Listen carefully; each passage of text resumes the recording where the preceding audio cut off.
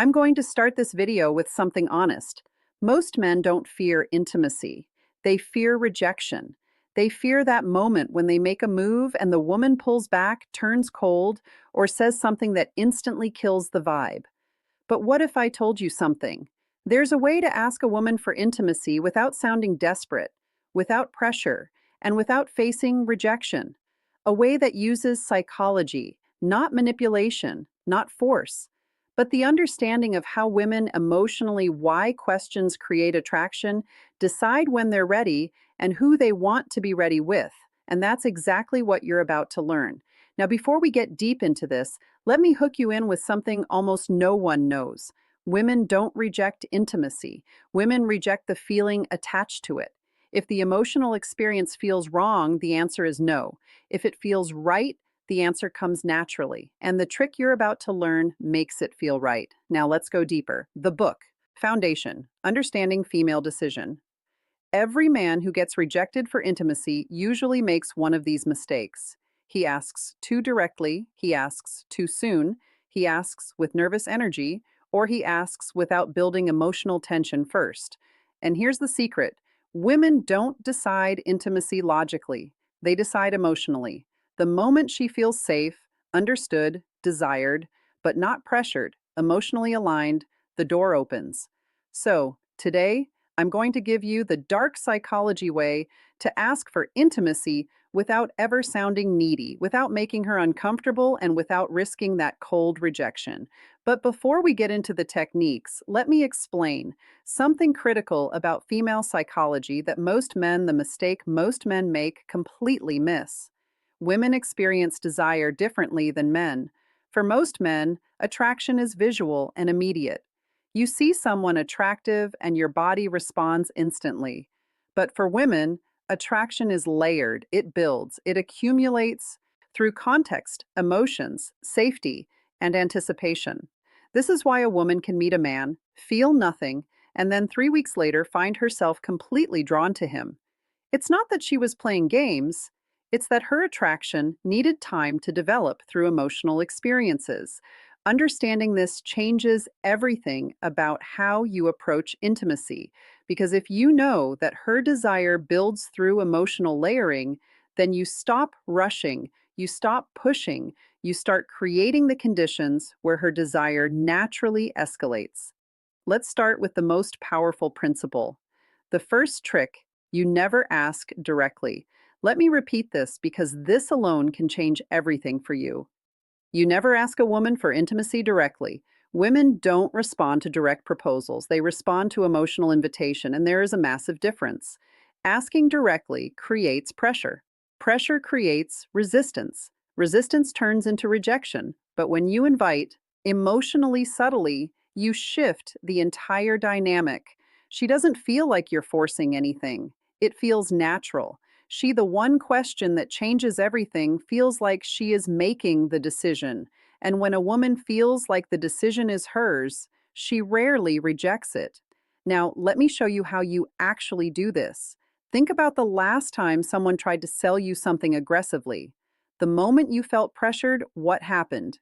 You pulled back, right? Even if you were interested before, the pressure killed it.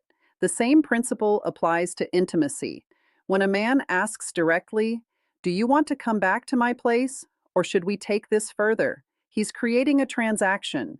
He's making her weigh the decision consciously, and the conscious mind is where doubt lives.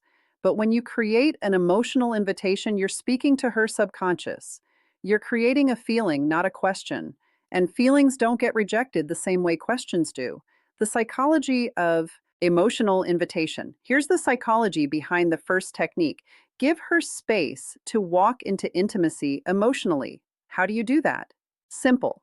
You create an environment where she feels safe with you, connected to you, and curious about you. Women say yes to intimacy when three emotional switches turn on: one, safety; two, trust; three, anticipation. If even one of these isn't active, she holds back. But here's the good part: you don't need to beg for these, you create them. And the next why it works so well thing I'm about to tell you activates all three. Listen closely. Let me break down each of these switches because understanding them will change how you move through every interaction. Safety doesn't mean she needs to know you for years. Safety means she feels like you're not going to judge her, pressure her, or make her feel like she made a mistake. Safety is created through your emotional stability. When you're calm, grounded, and not reactive, she feels safe. Trust builds when your words match your actions. When you say you're not trying to rush anything and then you actually don't rush anything, when you respect her boundaries without making her feel bad for having them, trust is the foundation that allows vulnerability. Anticipation is the chemical magic. It's the buildup of tension that makes intimacy feel electric instead of mechanical. Anticipation is created through restraint, through suggestion, through the space between what is and what could be. Now, here's where it gets interesting. Most men focus entirely on creating attraction and completely ignore these three switches. They try to be impressive, funny, confident, all good things, but they forget that a woman needs to feel safe, trusting, and anticipating before any of that attraction converts into intimacy. The second trick, the soft withdrawal effect. This is one of the smoothest, how to say it naturally smoothest, dark psychology methods ever. Here's how it works. Instead of leaning in towards intimacy, you gently lean out. Not in a rude way, not in a cold way, just in a way that shows you're comfortable with connection, but not demanding it. This does two things. One, it removes pressure instantly. Two, it creates emotional space where she starts leaning in. Women feel safe with the man who doesn't rush intimacy, not because he doesn't want it, but because he respects energy. When she feels you're not trying to get something, she starts moving toward you on her own. And that is exactly when rejection disappears because now it's her idea. Let me give you a concrete example of how this looks in real time. You're sitting close to a woman. There's chemistry. The conversation is flowing. Most men at this point would escalate physically, move closer, touch more, try to kiss her. But what happens? She often pulls back slightly, not because she's not interested, but because the escalation felt like pressure. Now imagine this instead. You're in that same moment, and instead of leaning in, you lean back slightly. You pause. You look away for a moment. You create just a tiny bit of space. What happens in her mind? Suddenly, the pressure is gone. And in that absence of pressure, she becomes, when to use it, aware of her own desire. She thinks, wait, why did he pull back? Does he not want this? And without even realizing it, she starts leaning in. She initiates the touch, she closes the distance. This is the soft withdrawal effect in action. You're not rejecting her, you're not playing games. You're simply demonstrating that you're comfortable with the natural flow of energy, and that comfort makes her feel safe enough to pursue. But the next trick, this one builds anticipation, the strongest desire trigger in female psychology. The third trick, the implanted thought shift. This is subtle, psychological, and extremely effective. You don't ask for intimacy. You simply give her a thought that naturally leads her toward the idea. How you use soft, emotionally suggestive statements like, I really like the way our energy feels together. You're surprisingly easy to be close to. You have this calmness that makes everything feel natural. None of these ask for anything. None of these push. But all of these plant a seed. Women respond to feelings, not instructions. When she feels something around you, intimacy becomes her curiosity, not your request. And that difference, it's everything. Here's what's happening psychologically. When you use these statements, you're helping her become conscious of feelings she's already experiencing, but hasn't put into words what to avoid yet. When you say, I really like the way our energy feels together, you're not introducing a new idea. You're articulating something she's been sensing. And when you articulate her own feelings back to her, she thinks, yes, exactly. That's what I'm feeling too. This creates alignment, and alignment is magnetic. There's also a principle in psychology called priming. When you introduce certain words or concepts into a conversation, they become more accessible in the other person's mind. So when you casually mention energy, closeness, connection, natural, These words start coloring how she interprets the moment. She's not being manipulated, she's being guided toward awareness of what's already present between you. And that awareness is what transforms a nice conversation into an intimate connection. Now, the next part is important, maybe the most important in this entire video, because men mess this up constantly. The fourth trick: you must let her feel safe in her feminine energy. Intimacy for women is tied to emotions, but specifically to feminine emotions: softness, trust, warmth, vulnerability, openness. A woman cannot enter feminine energy if a man stays nervous, tense, overly sexual, or overly aggressive. Your job is simple. You hold masculine calm, not forceful. Final thoughts: not sexual, not needy, calm. When a woman feels this calmness in a man, something magical happens. Her guard drops. And when her guard drops, saying yes becomes natural. Not pressure, not forced, just natural. Let me explain what masculine calm actually looks like, because this concept is misunderstood by most men. Masculine calm isn't stoic silence. It's not being emotionless or detached. Masculine calm is the energy of a man who is present, comfortable in his body, and not anxious about outcomes. It's the difference between a man who's constantly checking for approval. Is this okay? Do you like this? Should I do more? And a man who's simply being allowing the moment to unfold naturally. Women are incredibly sensitive to energy. They can feel when a man is nervous, when he's trying too hard, when he's desperate for validation, and all of those energies push her into her masculine, into her thinking, analyzing, protecting mode. But when you maintain calm, when you're grounded and unhurried, she softens, she relaxes, she enters her feminine, which is where desire lives. This is also why women are attracted to men who seem experienced. Not because experience itself is sexy, but because experienced men tend to be calm. They're not frantically trying to figure out what to do next. They're just flowing. But now, let's talk about the moment most men screw up when they're about to ask. Here's the psychology that saves you from rejection. The fifth trick: never ask for a yes. Ask for a feeling. If you ask for a yes, you risk a no. When you ask for a feeling, you invite vulnerability. Instead of saying, "Do you want to?" you say something like, "Does this feel too fast for you?" Or, "Do you feel comfortable here with me?" See the difference?